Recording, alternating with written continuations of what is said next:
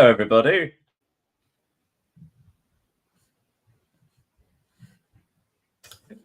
So nice to see you all.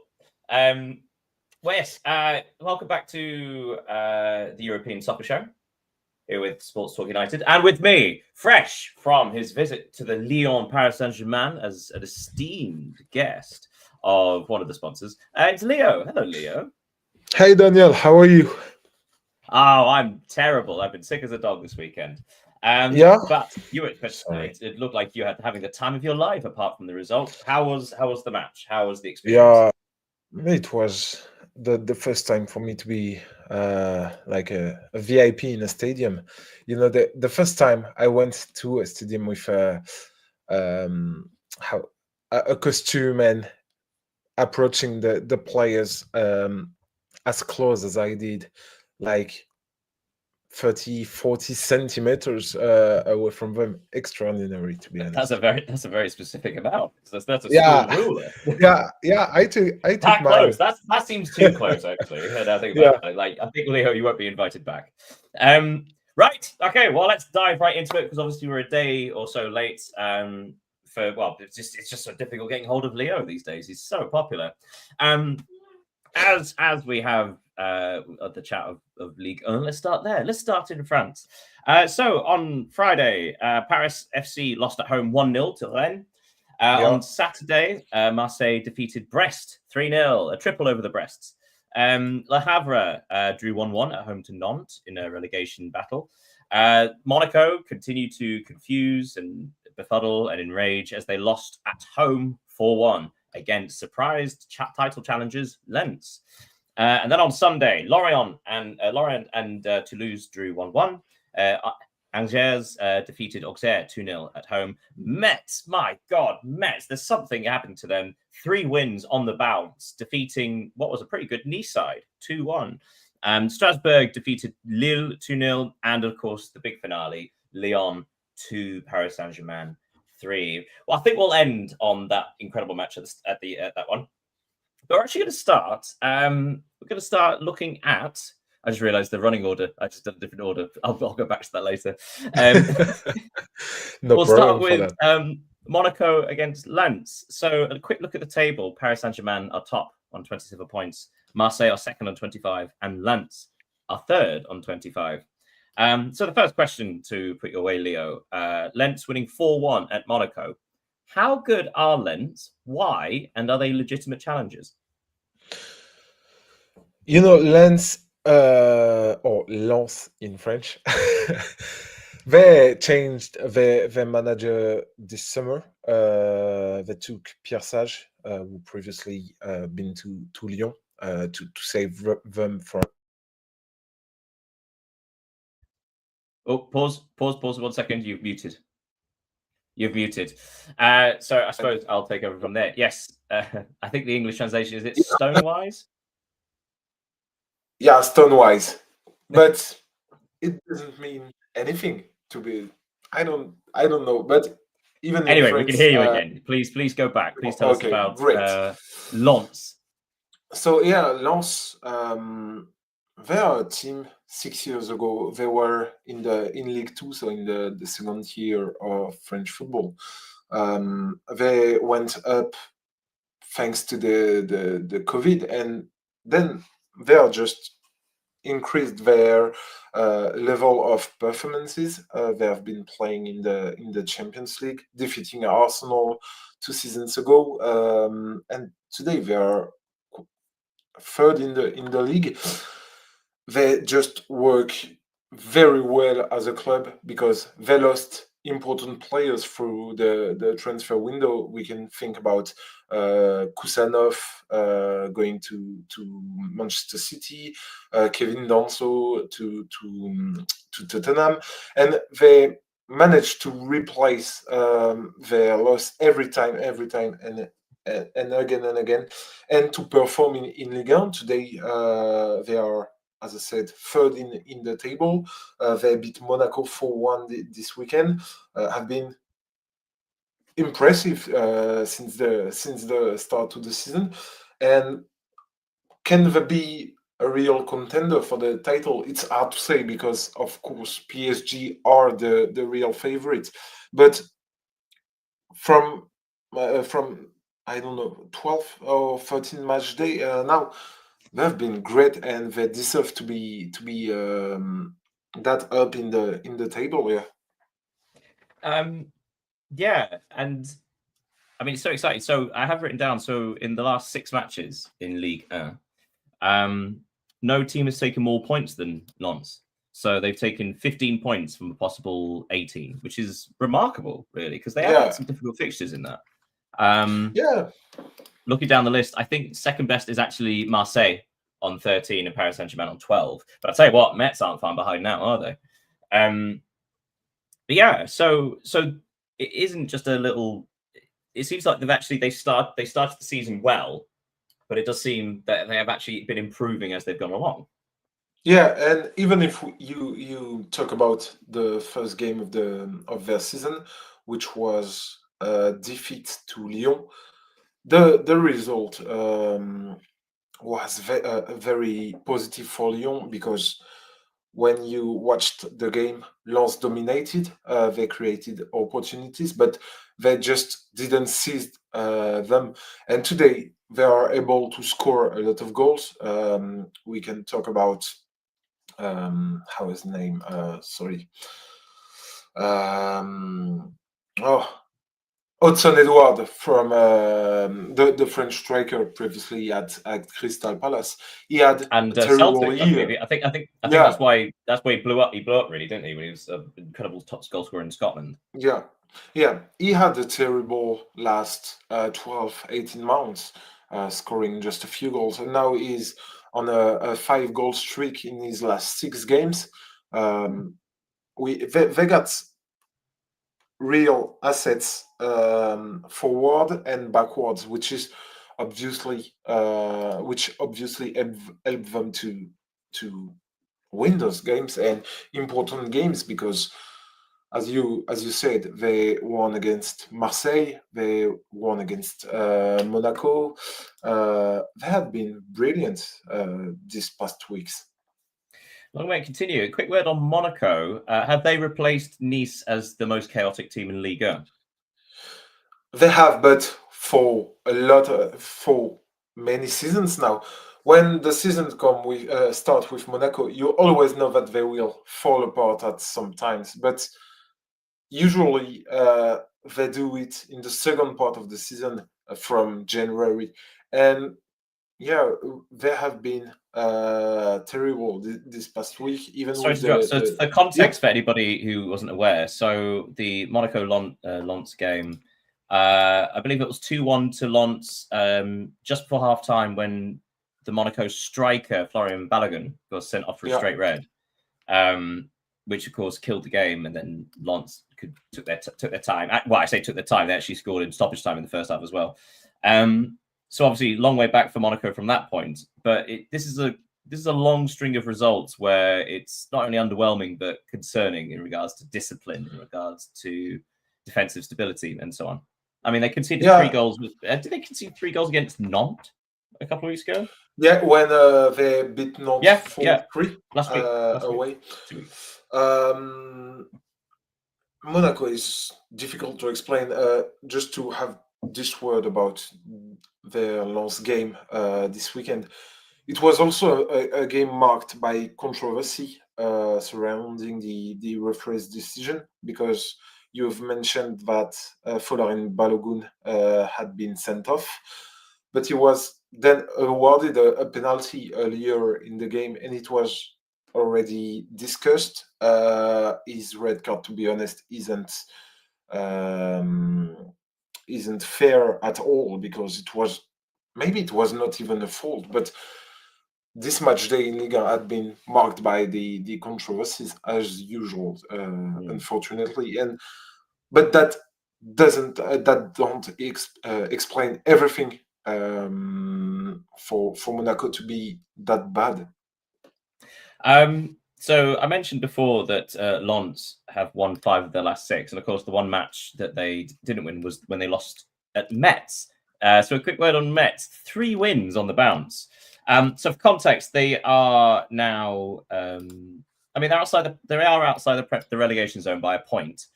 So down at the bottom, it's Auxerre on 7, Lorient, Nantes, Brest are all on 10, a perfect 10 for Brest. But Metz are on 11. So it also speaks volumes about just how far behind they were, because 3 wins on the bounce and they're only just out of the relegation zone. So it's, also incredible for them, and how wonderful that they could stay competitive rather than get cut adrift. But again, speaks volumes about these gaps that are now appearing in the season. Yeah, I wrote an article, I think 2 or 3 weeks ago, about the possibility for them to stay in Liga, and it was like that because only 2 teams had less as many points as them after 10 match days, and what they did against Lens, because their first win of the season was against Lens, it was great, and I think it started something, because beating one of the most informed teams in Liga in front of your fans, obviously it helped to start something, and then they beat Nantes away. Also, and again, we should point out in both matches they had late goals, right? So that's the other thing. They had late goals. Here, they had to come from behind again. So it really does speak volumes about determination and stamina, and and the fact that fighting for the entire match. Yeah, and the fact that they didn't give up on their coach, which is important in their situation. So it's a great streak for them, and the international break will allow us to work more in sort of winning the next games. And finally, before we depart Ligue 1, a word on. Well, I say a word. Let's give you a minute. Lyon and Paris Saint-Germain, an incredible match. Incredible goals. Zaire Emery's effort, Maitland-Niles' effort. There was a red card in stoppage time for Taliafico. João Neves with a bullet header deep in stoppage time to win it at the death. This game had everything, didn't it? Yeah, it was obviously the big game of the week, one of the biggest of in Liga. The Groupama Stadium was full. It was 58 people in it, a record attendance for the stadium. What a game, to be honest. Even if, of course, both teams had injured players, we will not come back on Dembele, Doué, absence, and some other players' lack of form. Lyon played without Tolisso in the starting lineup, which is, I think, not only the best player but the most important in the system. And yeah, it was an exceptional game. Once again, marred by refereeing controversy. For example, the goal from Gvicha Kvaratskhelia, who was the second of the night for PSG, was, I think you have the same thing in England, but it's the PGMOL, if I'm not mistaken, and the French version said that the goal shouldn't have been allowed because of a fault, and there were a lot of controversies during this game, but Paris still won it. I think a draw would have been well deserved for Lyon, and we must note that Paulo Fonseca's work, given the squad and the strength he can use, it's great, because Lyon didn't recruited big players this summer.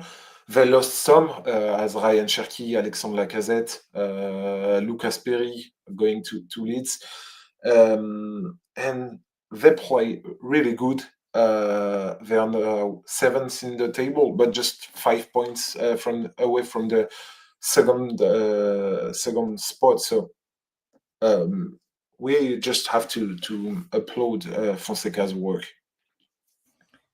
Absolutely, but also just to keep note of the fact that Paris Saint-Germain have dropped 6 points in their last 6 games and yet still sit atop by 2 points. see the teams around them still like sort of not quite grasping the opportunities that are coming their way. Yeah. Let's move on to the Premier League. I've switched those two on the running order. The Premier League. So there are some big moments in this weekend. So first game on Saturday, Tottenham Hotspur 2, Manchester United 2. Manchester United seemingly cruising for victory. And then Tottenham somehow came back and scored in the 84th minute in stoppage time to take the lead. And then Man United equalised again. So both teams were disappointed to end with a draw. Fulham's terrible form continues, losing 2-0 at Everton. West Ham United's resurgence, 2 wins on the bounce, winning 3-2 at home to relegation rivals Burnley. Sunderland's astonishing start to the season continues. Apart from anything else, they scored against Arsenal. No one's done that for a good long time. And twice. 2-2 against the league leaders. Chelsea beat Wolves 3-0, but that's probably taken now these days. And on Sunday, Aston Villa completely spanked Bournemouth 4-0, despite the fact that they had less XG. Brentford demolished Newcastle United, whose away days really are grey. Crystal Palace 0, Brighton 0. That happened. Nottingham Forest defeated Leeds United 3-1. Another relegation battle between the two, and Forest coming out on the good. And the last game, an astonishing victory for Manchester City as they defeated Liverpool 3-0. So let's quick look on the Spurs-Manchester United game. It was quite unusual because Manchester United were dominant essentially until the last 10 minutes. And yet somehow, I suppose we need to cut this up. So let's talk about this part first. The fact that Thomas Frank, when he made his substitutions in the second half, were roundly booed by the home crowd. Did he make the right choices? Were his substitutions the reason why Spurs got something from this game? I think he was right to make the substitutions because Mathys Tel and Odobert proved decisive. Both proved decisive. So it shows that his substitutions worked. But as you said, I think Manchester United were dominant, and the draw is really deserved. It wasn't a great Premier League game, apart from the final 10-15 minutes.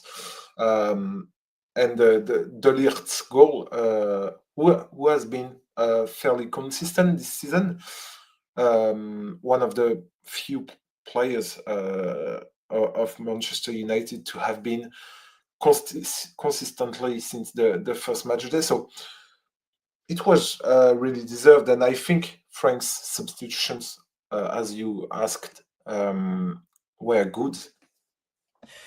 So then after that, Matthias Tel getting a goal in the 84th minute, Richarlison giving them the lead in the first minute of stoppage time, and suddenly Tottenham Hotspur had the lead. They had the momentum. They had the crowd behind them, possibly for the first time that day. Manchester United were down to 10 men after Benjamin Šeško, who did not have a good game, went off injured. And yet Manchester United equalised in the 6th minute of stoppage time, I think it was. Matthias de Ligt with a header from the corner. It's an interesting question, but who would be the more disappointed of the two? Because obviously Spurs being so awful for so much of the game, and yet leading at the end against 10 men, you expect them to close that out. Whereas Manchester United somehow let Tottenham Hotspur back into the game despite dominating for 80-something minutes. So which of the two? Which do you think of the two should be more unhappy? I think Manchester United, because Tottenham, when Richarlison scored their second goal, they were fortunate to be leading against them, and then Manchester United would have deserved a win, even if the draw is a good result for them, because playing away at the Tottenham Hotspur Stadium is, of course, difficult. Playing against Tottenham is also, but yeah, I think they can have some regrets. And if I can just have a word on Bryan Mbeumo, because he's been astonishing this season at Manchester United in their context. And I don't think it's a coincidence if when you watch Manchester United or just think about them, Mbeumo's pictures are the ones we remember the most from their season, because he's always in the right place and always making the right move. We've seen it against Tottenham with his goal. He's really a positive element, one of the their best recruitment in the last few years, I think, and not only on the pitch but also off. We can read a lot of things about him, very positive in the dressing room with his partners. So great. So let's look at another match. We're going to go over to well, let's talk about the last one, Manchester City Liverpool. I think because there's been a small reaction from Liverpool, especially after defeating Real Madrid in the Champions League. I think people thought that Liverpool had maybe righted the ship slightly. Perhaps there was, again, a bit of momentum, bit of belief. But Manchester City absolutely destroyed them. There was a controversial goal disallowed from Virgil van Dijk from a header from a corner. The linesman ruling that Andy Robertson was playing was involved, was distracting the goalkeeper, and was then ruled off for offside. And obviously, PGMOL since afterwards has said that perhaps that shouldn't have been the way. However, there's no taking away from Manchester City. They were by far the better team, weren't they? Yeah, I think. But I have a question for you. Do you think Van Dijk's goal should have been allowed? Honestly, no. The reason I say that is because the thing is, I would probably accept it either way. It's one of those where it's because he's not in the direct eye line of the goalkeeper, it's hard to argue that he's having an impact. But of course, there is that thing of the goalkeeper instinctively doesn't know if that's going to deflect. It might alter something. However, Donnarumma does dive immediately after Virgil van Dijk heads it, so it doesn't seem like it would change anything. So had it been ruled allowed, it would have been absolutely fine for me. No worries, I understand why. But since they're saying, okay, well, he's distracting, I'll also buy it. I think the big thing is when does the goalkeeper jump? Does he stray at all from after Van Dijk heads the ball? No, he doesn't. Then it's probably not interfering.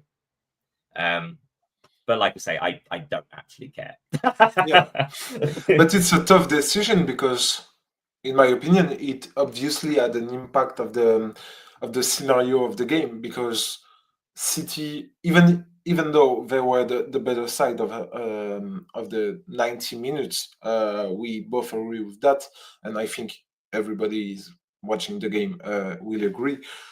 It would have allowed Liverpool to equalize in this game. So maybe the momentum could have changed, because it's not the same thing to be trailing 2-0 than to be equalizing away at the Etihad Stadium. Well, it's interesting because, again, it's the eye test, right? The difference between statistics and the eye test. The statistics will tell us that Manchester City were the better side, but the eye test tells us that Liverpool, I think the word thrown around currently is bullied. They were bullied by Manchester City. They didn't seem to have any control at all. It was fascinating.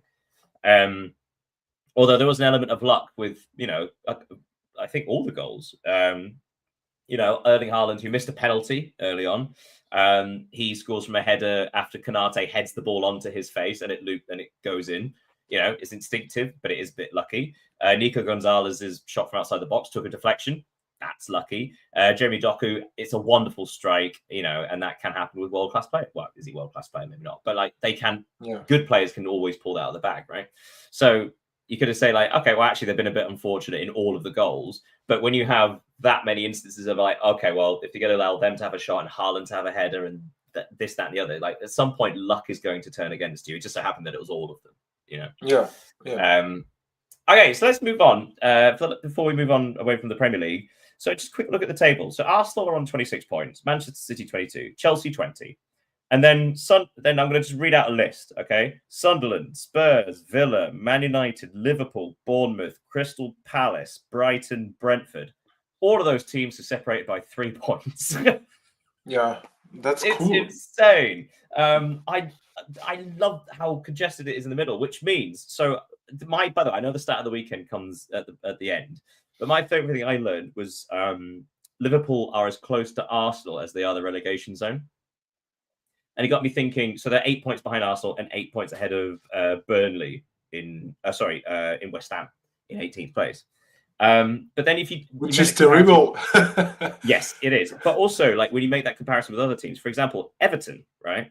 Everton are 13th? They're 13th, but they are as far away from relegation as they are from Champions League football. So it's this interesting thing of anybody in that pack essentially. Well, to a certain point, some of them could still get sucked into the relegation battle, but also you can aim a bit higher. Suddenly it's like, oh, actually, that's in touching distance. So it's at no point it's like normally at this point of the season, you're like, okay, what are we aiming for? Okay, so we're in about this point, we can try and push for Europe, or we just want to make sure we stay away from relegation, or what can we do? And here, there's a good 10 teams who have literally no idea what they could possibly what they're meant to be looking for. Because, for example, in other years, Sunderland start, being fourth place, 19 points. And obviously, all of us say like, oh, no. You say like, no, survival is the only thing. But other teams in that position would be hoping to try and squeeze the last European place, So what possibly can Sunderland achieve? It's a fascinating year. What's been your favourite surprise of the Premier League season so far? It could be like as a team doing badly or a team doing well, but what's been your favourite sort of unexpected team? I think it's difficult to not answer Sunderland because we know that often in the Premier League when the promoted team struggle to stay in the Premier League, and now we have a team fourth in the table. It's sensational, and of course, if Sunderland is known for their French players and coach because Regis Lebris is French, so maybe a little. How can I can be proud of that team and the French and its French identity. So yeah, Sunderland have been really good. Yes, the Le Chat Noir. Anyway, so going on to La Liga, let's talk about La Liga. Again, excellent weekend in La Liga. On Friday, Elche drew against Real Sociedad 1-1. Another late goal for Sociedad. Yeah. Can't say it today. Saturday, a precious win for Girona, 1-0 against Alaves. Sevilla defeated Osasuna 1-0. Atletico Madrid beats Levante 3-1 at home. Espanyol lost at home to Villarreal 2-0, who again, Villarreal very much the fourth team in this title race so far. And then on Sunday, Athletic Club's rebuild continues, beating Real Oviedo 1-0. Ironically, the result of the weekend, Rayo Vallecano 0, Real Madrid 0. Vallecano managing to pull a draw, and a well-deserved draw, possibly actually with a better team against Real Madrid. Mallorca defeated Getafe 1-0. Valencia and Real Betis drew 1-1. And the last game, it does seem to be the last game of the weekend, a bit this donkers. Celta Vigo 2, Barcelona 4. Let's start with that one. Possibly because it's by far the most entertaining. An incredible match, a real test for Barcelona. And one they came through. They had to show some real backbone. They had to show some spirit in order to get over the line against Celta Vigo. Yeah, it has always been difficult for Barcelona to win at Balaidos, Celta Vigo Stadium, and they made it with style this weekend. And the good point of this game is to show that the return of injured players, because Lewandowski, of course, was injured and he scored a hat trick against Vigo. It will be beneficial for them. They will also have Rafinha back in the next few weeks. Joan Garcia, their goalkeeper. It will obviously help them, and Pedri also, because he's been missing for now a few weeks. So it's important for them to see that their injured player will play a big role in their second part of the season. Do you think it contributed to having Lewandowski back, having such an experienced, calm, composed head in this kind of, because this was a bit chaotic. So Lewandowski opened the scoring in the 10th minute, and then Carrera equalised a minute later. Fast forward towards the end of the first half, like the 37th minute, Lewandowski took the lead again. Then who's is it? Borja Iglesias equalised on just before half time. But then Lamine Yamal extended the lead 4 minutes into stoppage time, and then half time 3-2. That's a chaotic first half, and yet they edged it. And then in the second half, a lot more control, a lot more calm. Lewandowski completed his hat trick with a gorgeous Marcus Rashford cross, and one more. Yeah, I suppose the only downside really was that Frankie de Jong didn't quite show the composure that Lewandowski had, because obviously he got picked up a second yellow card deep into stoppage time, which was unnecessary, and now he's suspended. Do you think actually the experience of Lewandowski showed why it's so essential in this team, having someone of that caliber and that experience? Yeah, of course, having such a player and such a striker, he's in the and he's surely in the top 3 strikers in the world this past years. So it's obviously a great thing for them, especially since it was Ferran Torres who were his backup during these weeks.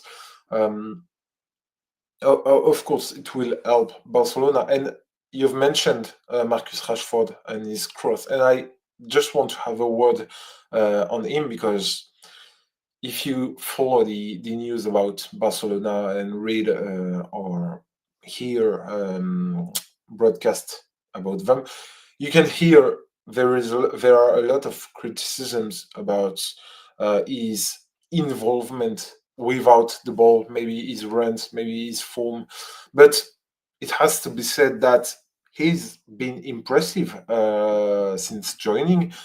He has now 6 goals. Yeah, 6 goals and 9 assists. So I was going to say, like, he has the most goal involvements for the Barcelona side, which is astonishing, actually, when you say it like that. Now, Lamine Yamal has been injured for a part of this, so he's played fewer minutes.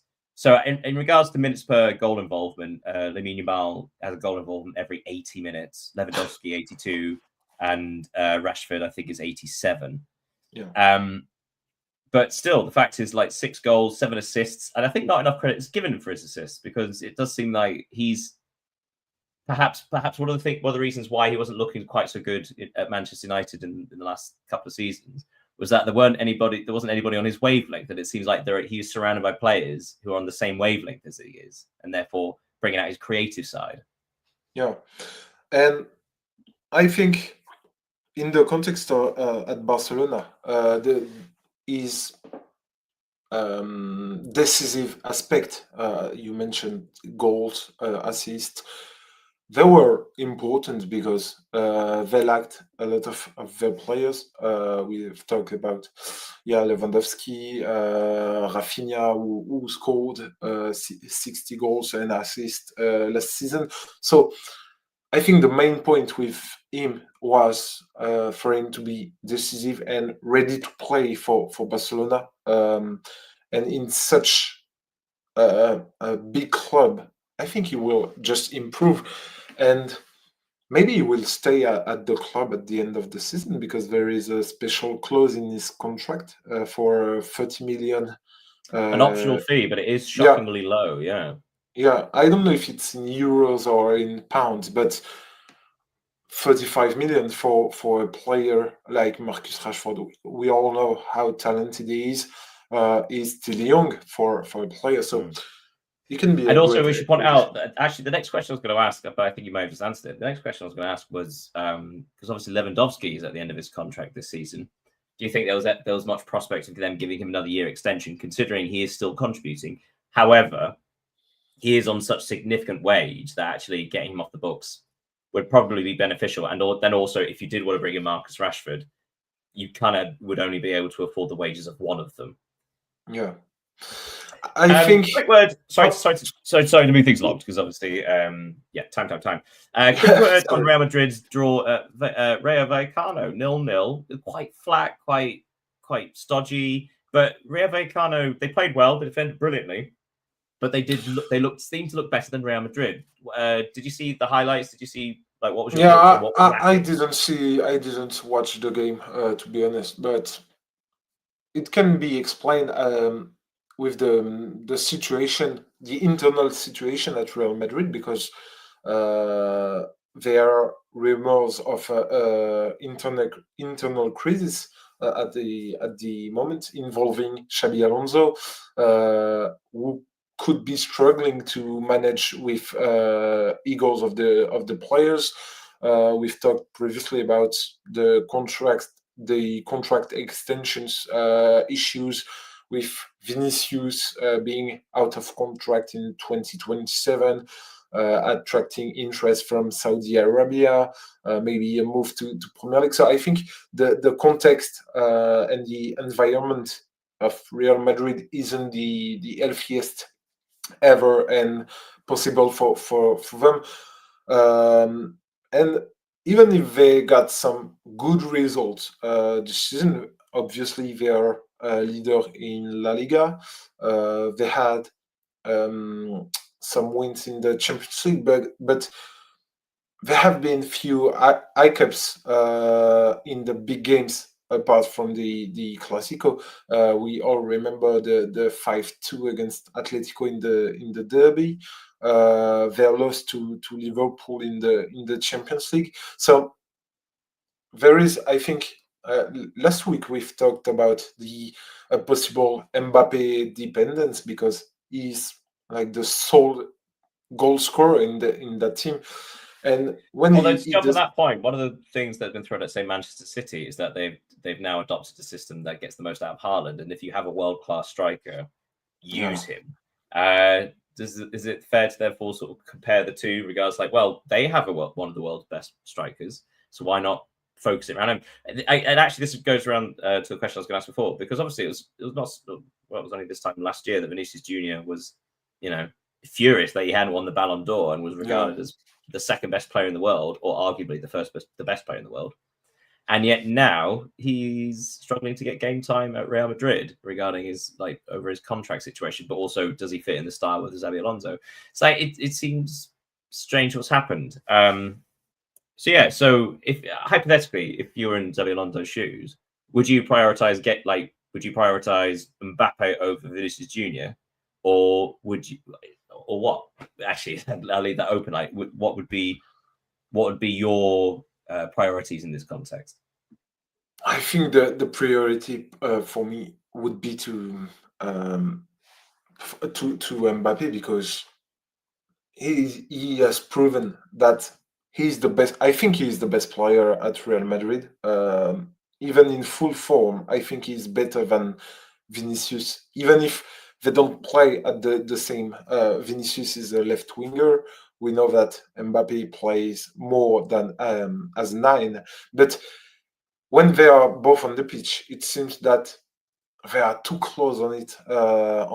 Because before playing as 9, Mbappe was operating as a left winger, so his habits are still there. And when they are both on the pitch, sometimes it feels like they don't understand themselves and don't know how to create spaces between them.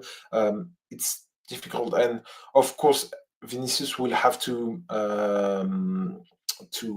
solve his contract issue, because it will be more tension with the days and weeks moves on. So Alonso should be focusing on Mbappe's his, for me, best player.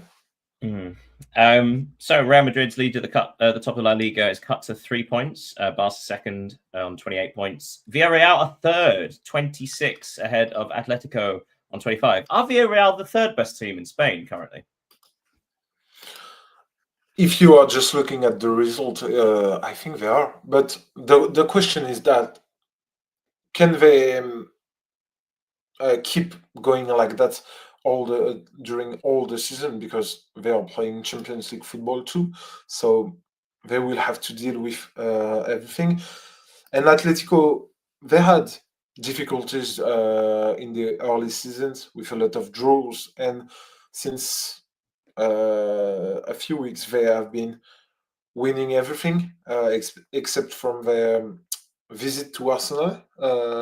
If I'm not mistaken, they have beating Real Madrid. They have beaten Real Madrid, Inter Milan, both Real Betis and Sevilla. So they had good results, and I think the depth of the squad is better than Villarreal's. So I think they will end up like fourth or five at the end of the season. Well, I mean, talk about that. Villarreal do have a 6-point gap ahead of Betis in fifth. Yeah. So in a strong position to continue this. Right, let's move on, shall we? Over to Serie A and the sacking season. Where did I put it? Oh, yeah, here it is. So on Friday, Cremonese's title challenge is officially over as they lost away at Pisa 1-0. On to Saturday, the most Italian of Saturdays. Get ready for this. Como, 0. Cagliari, 0. Lecce, 0. Hellas Verona, 0. The Turin derby, Juventus Torino, 0-0. As usual. We need to talk about that, actually. Yeah. But no, don't interrupt me. Parma 2, AC Milan 2. AC Milan 2-0 lead against Parma and yet threw it away. On Sunday, Atalanta lost at home 3-0 to promoted Sassuolo. And that was Juric's last match in charge and has been relieved of his duties. Bologna defeated champions Napoli 2-0. Napoli had one shot on target the whole match. Oh, it was insipid. Genoa and Fiorentina 2-2. Fiorentina still can't get that win. Roma 2, Udinese 0, and Inter 2, Lazio 0. A goal from Lautaro Martinez and Barry either side of half time. Right. First of all, we'll ignore the 0-0s. Okay. Apart from one. Let's talk about 1-0. So the Turin derby, first of all, well done. It does seem like Torino have turned it around, considering their terrible start to the season, but they've stabilised and they're now comfortably away from the relegation zone. But Juventus were awful. 0-0 in this derby. Not great for them. Quick word on this, and then what I would like to talk about is AC Milan's capitulation, because that was probably worse, actually. Away at Parma, 2-0 up, and somehow not winning. Yeah, give me your thoughts. Yeah, just a few words about the Derby della Mole, as Italian called it.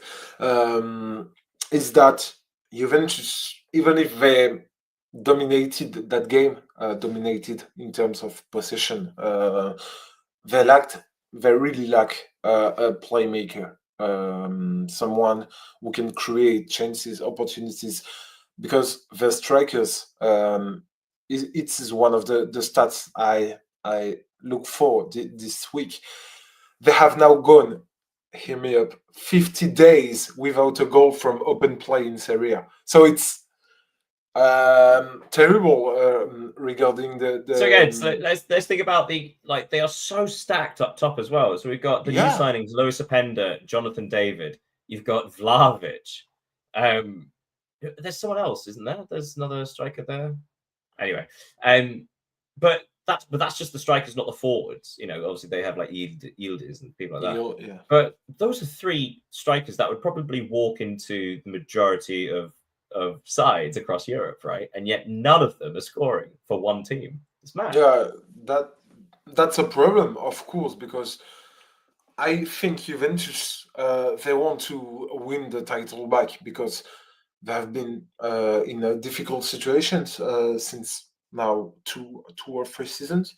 So they need to win those games. And this is what Spalletti will have to deal with. I think he will have to make some choices between the Serie A and the Champions League first, because I don't think this squad can play both of them. He's been hired for the next 6 months with his contract terminated in next June. So I think the first thing is that because Juventus play with three centre backs and two wing backs, so I think he can change the system as he did with Napoli when they won the Scudetto, going from five defenders with the wing backs to four. I think it will be something we will see after the international break. Sorry, I'm going Yeah, to park you there just because, again, being aware of time. So AC Milan, talk about AC Milan. Possibly the most confusing side. So top of the Serie A, Inter and Roma are on 24 points. Clean sheets galore, consistency galore. It makes sense to up there. AC Milan and Napoli are on 22 points, with Bologna now on 21, sneaking up behind. AC Milan are undefeated since the opening day when they lost to Cremonese. Which you'd think, so it does seem like, okay, so actually they're third. They are undefeated since the opening weekend. They have had some good performances and good results. I mean, there was an away draw against Juventus, away at Atalanta. They won at home against Roma. These are good results. But among that, there's also a home draw against Pisa and an away draw at Parma. It does seem that they're kind of tripping themselves up, and it doesn't quite make sense. yeah, I think it's frustrated for the Milan supporters because, as you said, they managed to hold their own against the kind of big teams in the championship, but they struggle to win against this Parma, Pisa, Cremonese. They having won just only 2 points from 9 against these opponents. Of course, when you target to win the championship, it's not enough. You have to win these games, and I think it just demonstrates a lack of sharpness, both mentally because they need to. I think it's the most difficult games are this kind of games against promoted teams or weaker teams, and they have to take them like they're playing Inter Milan or Juventus, and of course they need to score more goals because when you we always said that the third goal in a game is maybe the most important, and against Parma they scored two and they missed to score the third, and then Parma scored one and scored two to equalize, and it just can't happen for a team like Milan, and they should be able to put themselves ahead. Yeah, good point. And next up, who do they play? I don't know. Inter. Inter, oh, okay. So the Milan derby. Yeah. Well, I mean, they'll probably perform for that. Right, looking at the bottom of the table. So Parma just outside the relegation zone on 8 points. Genoa on 7, who recently fired their manager, Patrick Vieira. Hellas Verona in 19th on 6 points. And Fiorentina, bottom of the pile, 5 points. And finally, enough was enough this week when Pioli was relieved of his duties. He was sacked as manager of Fiorentina. I mean, we discussed this, I think, last week about should this have happened sooner?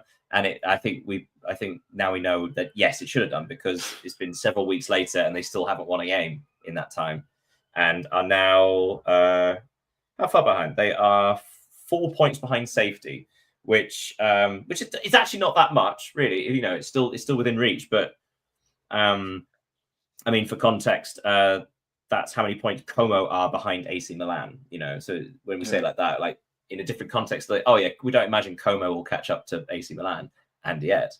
Yeah, I suppose the questions are like, have Fiorentina acted too late, and I suppose, do we realistically expect them to pull away because their squad is better than Hellas Verona's? It is better than Genoa's. It is better than Parma's.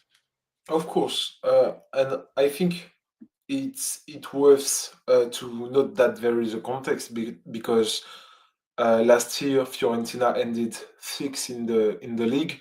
They invested a lot this summer, approximately 100 million euros, if I don't say something wrong. So, of course, seeing them at the last place of the league is a tragedy, especially since they were in European final 2 years ago. They are a big team in Serie A, so they need to change things. I don't know if it's too late. I don't. I don't really think because, as you said, there are just 4 points Yeah, between them. I suppose the reason I bring that up is because, unlike other leagues, say for example the Premier League, Wolves are 7 points behind 19th place. Yeah, They are 8 points behind safety. You know, they have 2 points all season. And yeah, Fiorentina have 5, which isn't that much more. But the yeah, difference is there's not that huge gap between them. And so to give some credit to Metz, they don't have to do a Metz just to catch up, right? They are within basically a win from touching distance, which is absolutely doable. It's just it hasn't happened yet. yeah. They have to. Yeah, that's impressive that they haven't won a single game. But I think the quality of the squad will allow us to will allow them, sorry, to get out of this situation. Well, they certainly hope so. Okay, finally, let's move on to Das Bundesliga. On Friday, Werder Bremen defeated Wolfsburg 2-1, with Wolfsburg relieving their manager of their duties soon thereafter. On Saturday, Bayer Leverkusen had a wild old romp against Heidenheim, winning 6-0. Hamburger won, Borussia Dortmund won. Borussia Dortmund conceding in the 7th minute of stoppage time. So close to another victory, but no. Hoffenheim defeated RB Leipzig 3-1. Came from a goal down to defeat them, actually. Union Berlin, somehow, for the first time this season, Bayern Munich have not won a game. Union Berlin were excellent in their 2-2 draw against Bayern Munich, and Bayern Munich needed, a worldie of a goal to open their account. Borussia Mönchengladbach win their 3rd match in a row in all competitions against Köln, against Köln, 3-1. Then on Sunday, Freiburg defeated St. Pauli 2-1. Stuttgart's good form continues as they defeated Augsburg 3-2. And Eintracht Frankfurt defeated Mainz 1-0. And yes, that's another clean sheet for Frankfurt. So the big news, first of all, Bayern Munich, and we'll talk about this quite quickly. Bayern Munich finally dropped points this season. Union Berlin took the lead in the 9th minute through Durkee.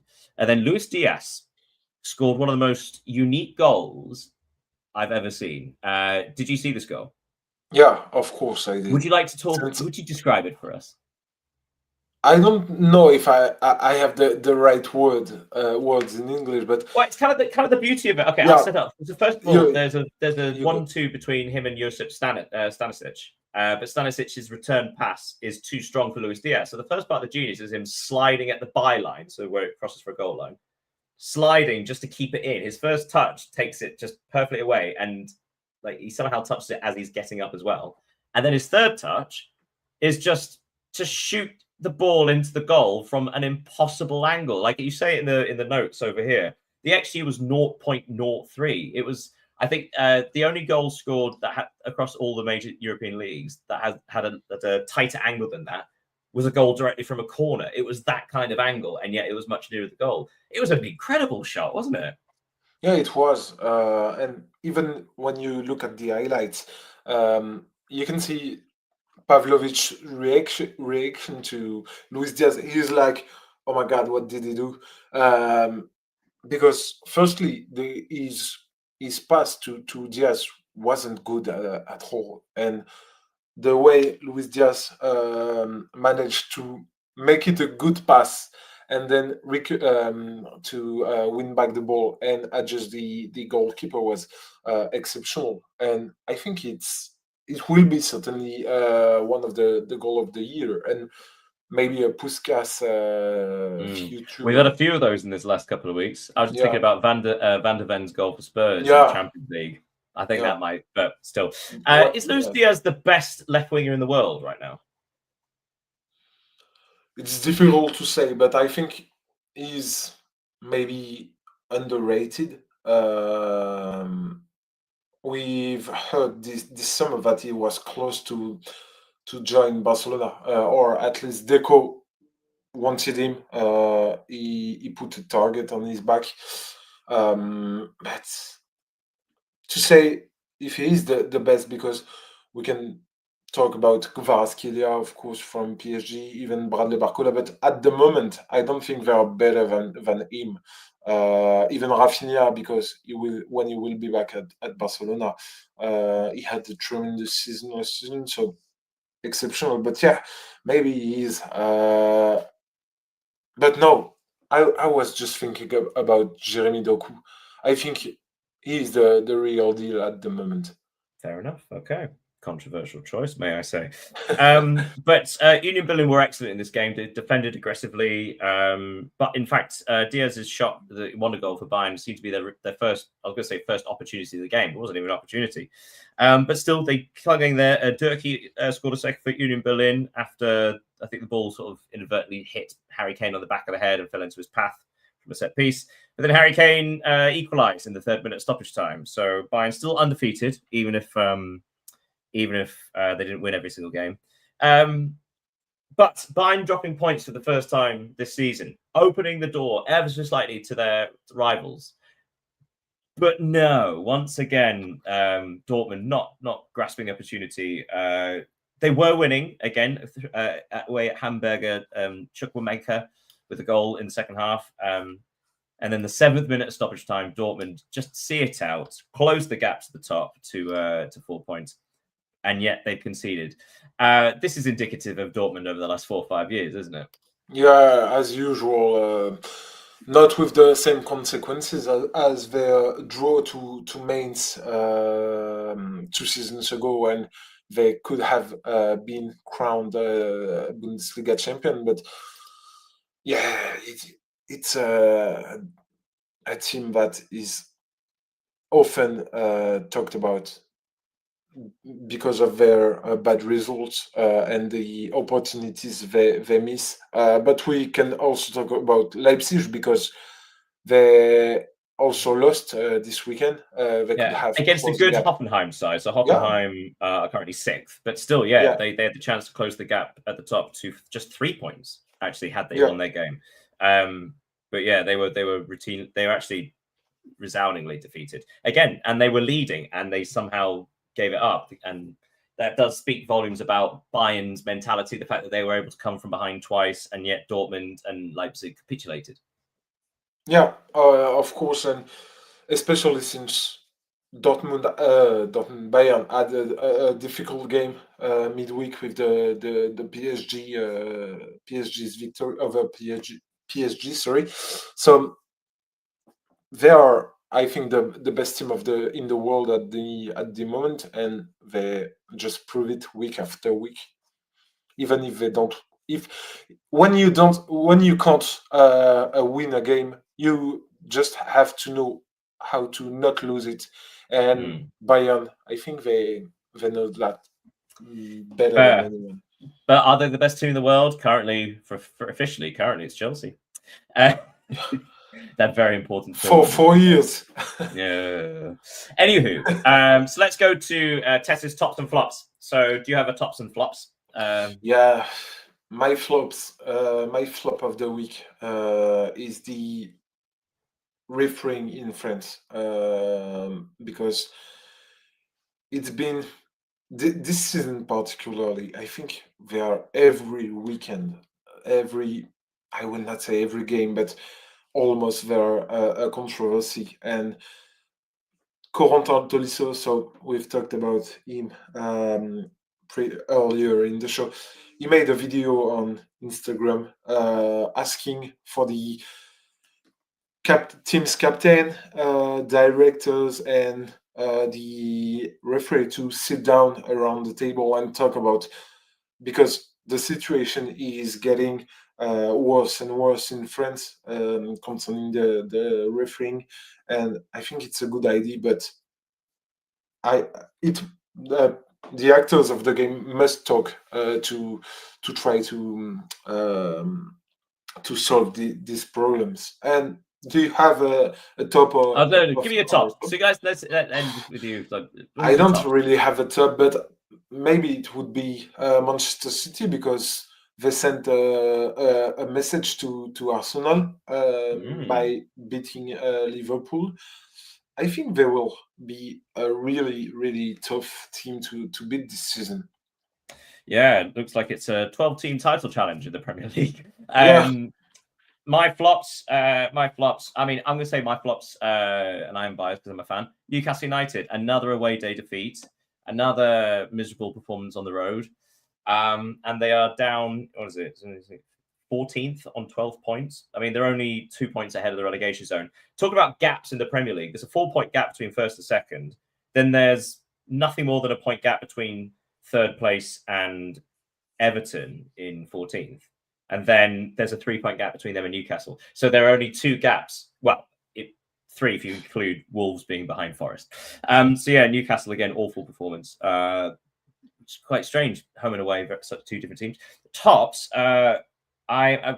strangely, I'm going to give one, but I don't actually know his name. The Bologna goalkeeper, if anyone doesn't know the story. So I think he's the Bologna goalkeeper. Their starting goalkeeper got injured quite early on, and the substitute was a 17-year-old who came on for his full debut against the champions Napoli. And Napoli, as I said earlier, only got 1 shot on target throughout the entire match. But at the full-time whistle, the young lad broke down in tears because only God knows how tense he must have been, like in the fact that he had to come on as well in such a situation as opposed to being told beforehand. And then all of the Bologna players surround him, can carry him on their shoulders. It was a heartwarming moment. It was very, very nice. Do you have a stat of the week you want to end with? Yeah, I got one and a question for you. Oh, so just for the start, it's Inigo Perez, so the manager of Rayo Vallecano. He earned himself a slice of history this weekend because he became the first coach of in Rayo Vallecano's history to avoid defeat in 3 different matches against Real Madrid. So it's unbelievable for a club, and it's yeah. And my quiz question is: do you know? I think you know, but do you know who is Serie A's top scorer and how many goals he had scored this season? Serie A's? Yeah. Oh, I do know this. I do know this. That's annoying. I won't get it. It's like Eke Akpong or something like that, but I can't quite get it. Who is it? The biggest point is not who is it. It's Hakan Çalhanoğlu from Inter. But how is it? Yeah, but the amount of the top goal scorer 3, 4? No, 5 in Serie A. Yeah. So and we have played 11 games. Comparing to Erling Haaland is 14 goals. I was going to say, and actually, I think 2 or 3 of those are penalties as well, and he's a midfielder. So it doesn't speak volumes about that. But hey, you know what? You don't get 3 back-to-back 0-0s in every single league, you know. Right, we're going to end it there. End it there. Thank you so much for joining me, Leo. Thank you, Daniel. Thank you, everyone. Thank you, everyone, for joining us who are watching live. For those of you watching afterwards, make sure you look at the X accounts, the YouTube account, subscribe, follow us, etc., all of that nonsense. I hope you all have a great week. We'll see you next time. Goodbye, everybody. Goodbye.